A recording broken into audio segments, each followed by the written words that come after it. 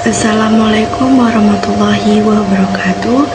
Kami dari kelompok 8 akan mempresentasikan hasil diskusi kami tentang kuliner Melayu Riau.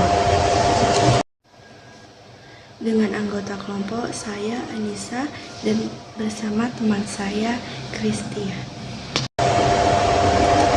Makanan Melayu adalah makanan tradisional yang berasal dari suku Melayu yang tersebar di berbagai negara seperti Indonesia, Malaysia, Singapura, Brunei, Thailand Selatan, dan Filipina. Ciri khas makanan Melayu adalah penggunaan rempah-rempah yang melimpah dan santan yang memberikan cita rasa. Nilai-nilai dalam makanan. Yang pertama, nilai dalam adat dan adab orang Melayu. Nilai makanan yang diatur melalui tata cara meracik makanan atau pengolahannya ketika memakan dan setelah makan. Aturan ini bersifat mutlak, maka orang Melayu berpantang bila memakan makanan yang pengolahannya tak sesuai dengan adat dan adab Melayu. Yang kedua, penghargaan pada makanan. Misalnya ketika tuan rumah menyajikan makanan dan minuman bagi tamunya, mestilah penyajian itu ikhlas, tulus. Maka penghargaan tamu terhadap makanan dan minuman itu adalah dengan segera memakan makanannya. Selanjutnya ada jenis makanan.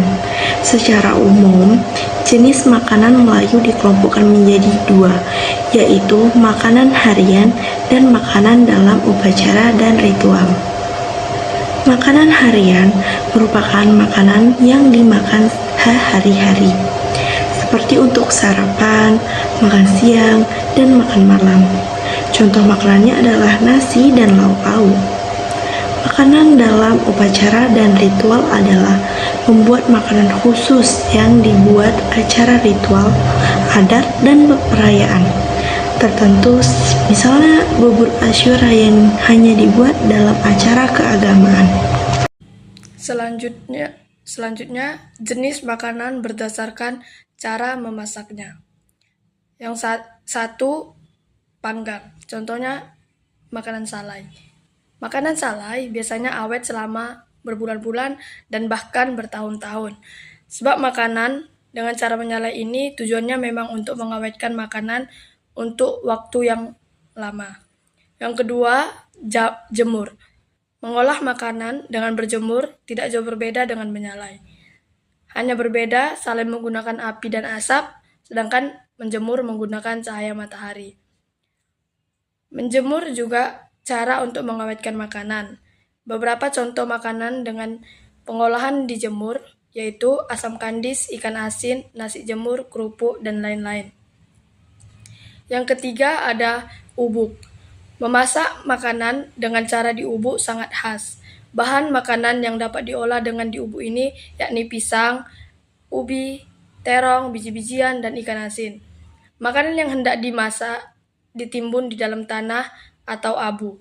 Di atasnya dipasang api. Waktu memasaknya sekitar 1 sampai 1,5 jam. Beberapa contoh makanan dengan cara dimasak ubuk yaitu ikan ubuk, pisang ubuk, ubi ubuk, dan lain-lain.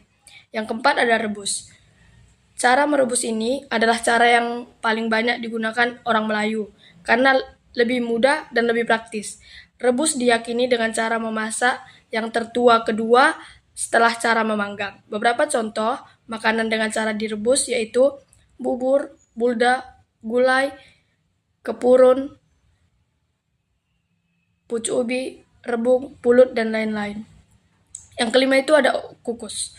Kukus adalah cara memasak dengan uap di sekitar atau di atas titik didih. Cara ini relatif lebih lama dibandingkan memasak dengan cara merebus. Beberapa contoh makanan dengan cara dimasak kukus yaitu lepat, botok, gabal, udang, pais, pulut, apam, dan lain-lain. Yang keenam itu goreng. Cara menggoreng ini telah bermula pada sekitar 2500 sebelum Masehi di Mesir. Memasak dengan menggunakan cara menggoreng menghasilkan banyak varian makanan. Di Melayu, beberapa contoh antara lain yakni kerupuk, sambal, masak asam, deram-deram, emping, cakar ayam, gendang, sturi, dan lain sebagainya. Yang ketujuh, ada sangrai. Memasak dengan cara sangrai adalah teknik memasak yang tidak menggunakan air dan minyak. Sangrai dapat dibedakan dengan dua cara, yaitu pertama, sangrai hanya menggunakan kuali dan bahan masakan dimasukkan ke dalam kuali lalu dipanaskan dengan api kecil atau batu bara. Yang kedua itu sangrai menggunakan pasir sebagai medium penghantar panas. Memasak dengan cara menyangrai biasanya pada bahan makanan seperti biji-bijian, minyak kopi, kacang, barangam, dan lain sebagainya. Yang ke-8 ada peram. Memeram atau fermentasi sangat beragam di kalangan orang Melayu. Makanan peram ini dibuat untuk menghadapi masa penceklik dan juga untuk menghindari sikap mubazir. Ada kalanya orang Melayu mendapatkan banyak hasil tangkapan ikan atau ikan mati dalam perangkap akan diolah menjadi pekasam. Beberapa contoh makanan yang diolah dengan peram yaitu belacan, asam durian, dadi, pekasam, tape, dan lain sebagainya. Selanjutnya, jenis makanan dari kandungan airnya. 1. Makanan kering. Istilah makanan kering dan basah merujuk pada panganan seperti kue, rendang, dan salad.